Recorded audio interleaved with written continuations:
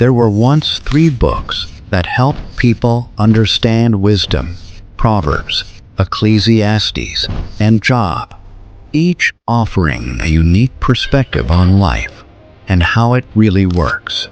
Proverbs taught that God is wise and fair, showing that the world works simply.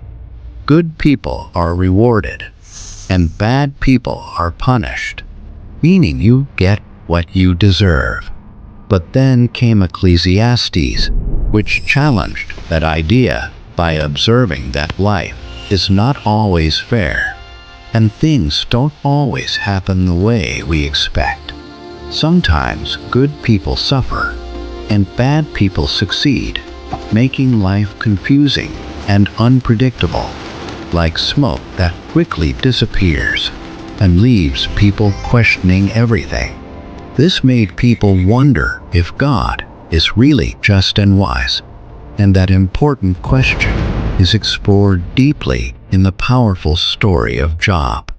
Job was a good and righteous man who loved God, and one day, in a heavenly meeting, God pointed him out as a faithful servant. But there was a challenger called the Satan, meaning the accuser, who argued that Job was only faithful because God had blessed him with a good life. He believed that if Job lost everything he had, then his true character would be revealed, and he would stop loving and trusting God completely. So God allowed this test to happen, giving the accuser permission to take away everything Job had, to see what he would truly do. Suddenly, Job lost everything: his family, his wealth, and even his health, and his entire life was shattered in a very short time.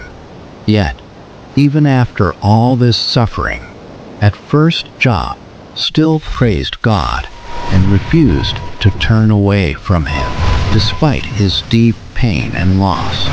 But deep inside, Job was hurting greatly, and in his sorrow, he even cursed the day he was born, expressing his deep emotional pain.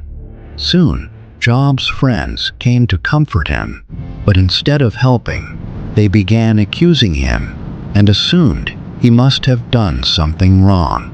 They believed that suffering is always punishment, so they argued that Job must be guilty and deserved everything that had happened to him.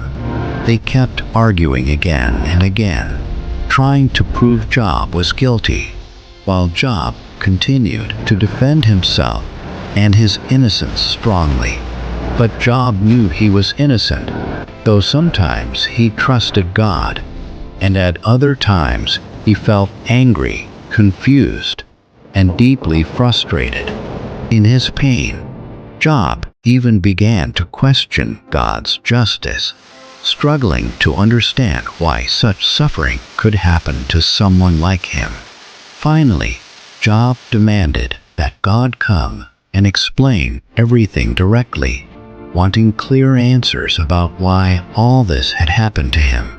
And God answered, but not in the way Job expected, choosing not to give a simple explanation or direct answer to his questions. Instead, God spoke from a powerful storm and showed Job how vast, complex, and incredible the universe really is. God asked Job if he could understand or control even a small part of the world, showing how limited human knowledge truly is. He pointed out the wonders of nature, things far beyond human understanding, revealing the depth and detail of his creation. Then God described 2 great and powerful creatures, which were dangerous, yet still part of his good and purposeful creation. Through all this, God showed that his wisdom is far greater than human understanding, far beyond anything people can fully comprehend. From Job's limited point of view, life seemed unfair, but God sees the bigger picture and understands everything in ways we cannot. Job realized his limitations and became humble, accepting that he could not fully understand God's ways or reasons.